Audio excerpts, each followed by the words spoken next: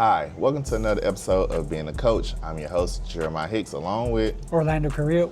And on today's episode of Being a Coach, we would like to discuss off-season. It's summertime, school's about to let out, so things that, young athletes and parents and even coaches should think about considering. So, Coach, when you think about off-season, whether it's from your aspect of multiple sports on all levels, what is something that comes to mind to you as a coach? What you want to see from your players or your players should be able to do over the summertime? I want to see the basics, keeping themselves in great shape.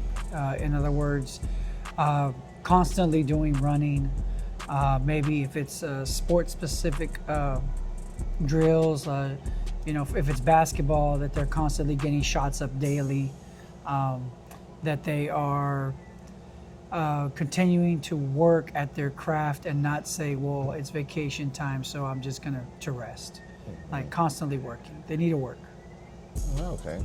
And even for me, like considering thinking about the summertime, is I love the fact that you mentioned, rest, but not to say that they're just resting all summer. It's like, it's a time for you to work out and like rest your body a little bit more, something you're not able to do during the season.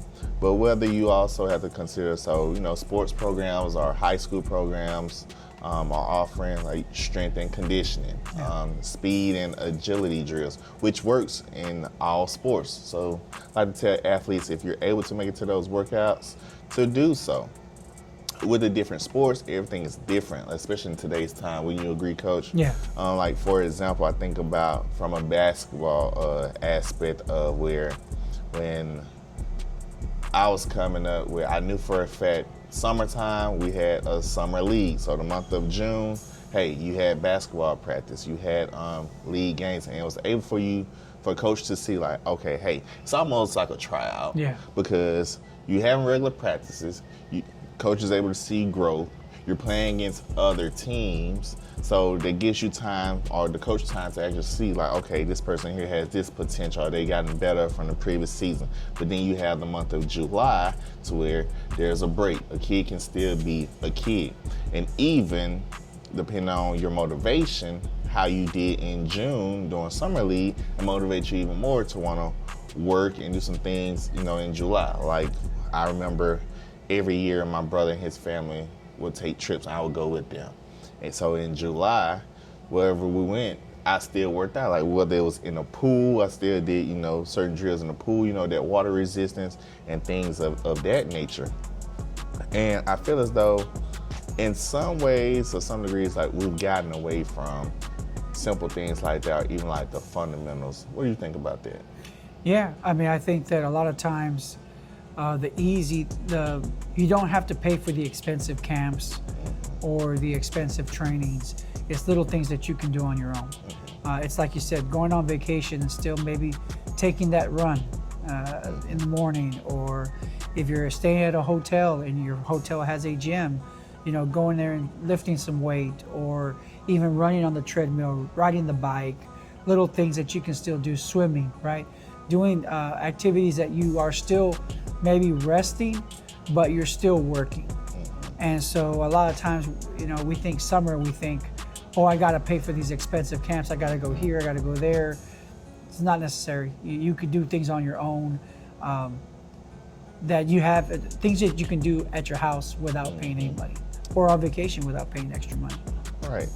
Totally agree. And I also feel as though that's where a lot of things get mixed up, or people feel as though like they probably take our words and twist it like, okay, well, so what you're telling me is, okay, I should enroll my kid in this camp, when clearly you're letting people know like, hey, there's some trainings and things you can do on your own.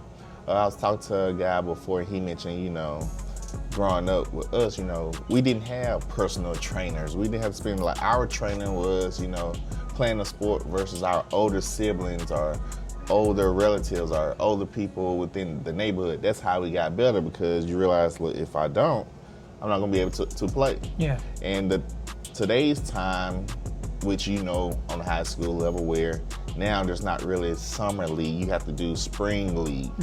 And me personally, I feel as though like you can see some growth, but it's not enough time to see say, for instance, like such a big gap in growth, because especially with basketball, it ends in February or March, and then you have spring league, April, and May.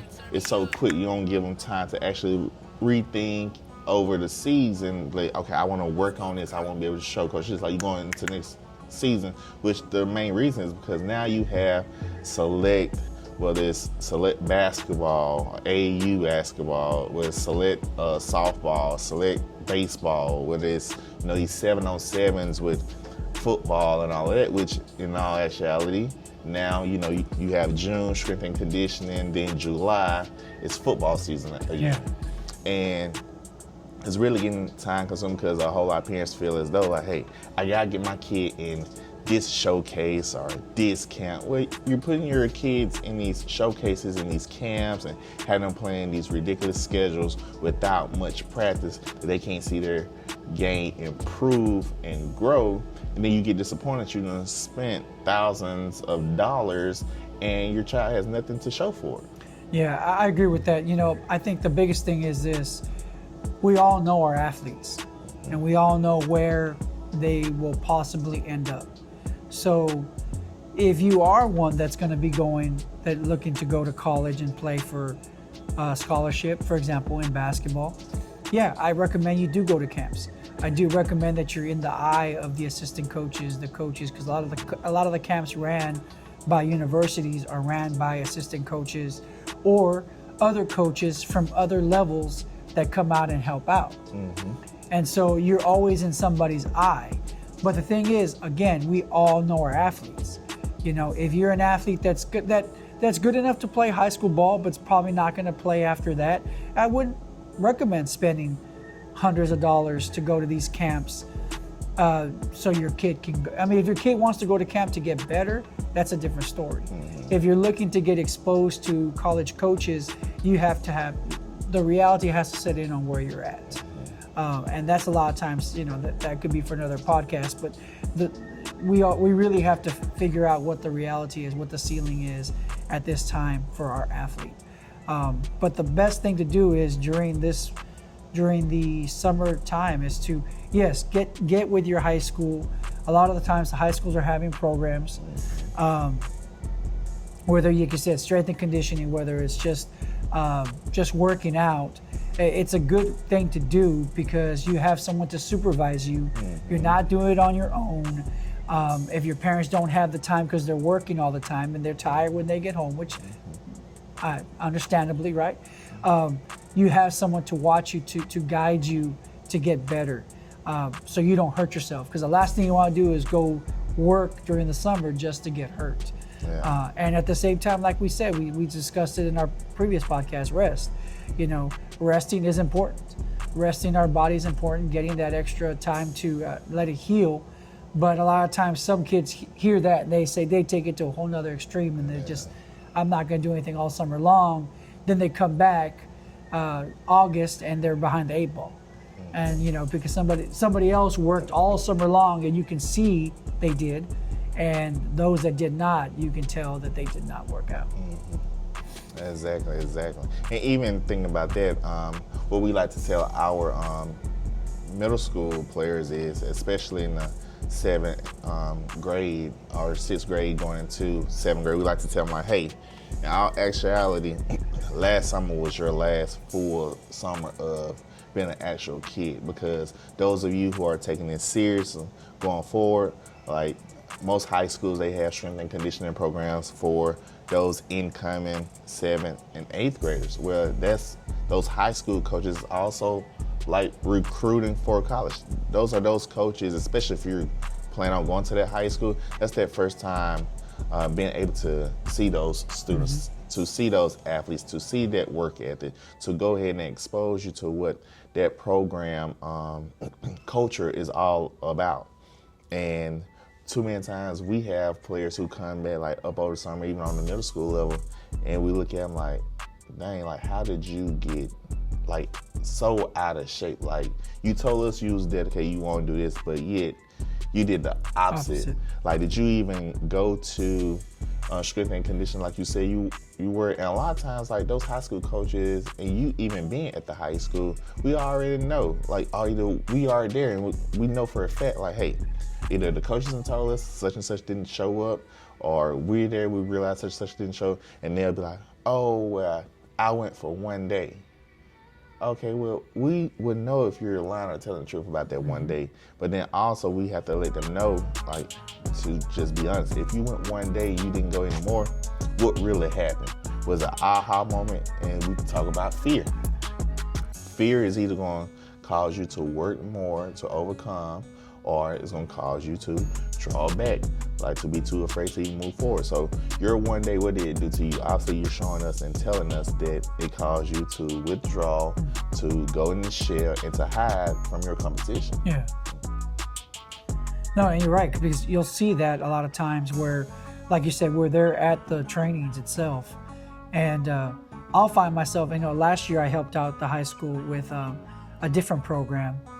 And, we had to be there at 6:30 in the morning. It's, it's a 30-minute deal, but we're there from 6:30 to 7:15-ish, 7 o'clock. And, I found myself calling some of the guys like, hey, I thought you said you were going to be out here. Or they, like you said, they came 1-2 days and all of a sudden didn't show back up all summer long. And it's just one of those things where you're right. It's just like, did you not understand what it meant to be a high school athlete? Like, it's not just a part-time thing. It's you're either going to go in all in to get better, or you're not, and you're not going to get better, and you're not going to play. A lot of times the high school, they have a huge freshman class because of that. They allow everyone to play, and then after you go into JV and varsity, that's when it starts to really dwindle down your chances of you playing. And so you're right, this time right now, especially for middle schoolers, is your time to be working out, to get yourself in better shape so that the high school coaches see you and understand who you are and what kind of work ethic you have too, because it takes dedication to do it. Right. And also, in considering, yes, we're talking a lot about players and things, parents should consider as well. But even as coaches, summertime's a time for us as well to improve and grow. Like, you can always tell the dedication of a coach dependent on and based off of, their summer time program, or even the student athletes see. Like, it doesn't make sense if, we have cross country practice, but yet my cross country coach isn't there. But yet, if they see a different coach from the same school or same program, like, they're more likely to take heed to that coach, because it's like, okay, this coach is here and all their players are not here. Like, I want to participate and play for that coach because that coach is being dedicated just like I am. Yeah. And we must lead by example as coaches. We can't have our players like, hey, okay, cool. So, all right, you coach basketball, I coach softball. Okay, so you're having strength and conditioning. Hey, all my softball players, hey, Coach Corello is going to be doing this. I need for all of you all to make sure that you're there. And I'm not there. Like, that's pointless, because you're building a relationship with my players to the point where our season comes, I can't tell them anything. But if you were to show up to a game, they're all taking heed to you, who am I to be mad at? I can't be mad at my players. I have to be mad at myself as a coach because I wasn't dedicated. Yeah, and we talked about this last podcast. The fact that, are you a coach, or are you just holding a title? Right. And that's the thing. Like we said, parents see the dedication that coaches give. A lot of times coaches think that nobody notices, but people do notice. And you'll notice that the students that see their coaches constantly have a better relationship with them. And I'm not saying the other coaches don't have a relationship with them. It's just the relationship's different. They're able to tell them the truth, the hard truths. They're able to have conversations with them that they might even have with them during the summer that nobody knows about because the other person was not there.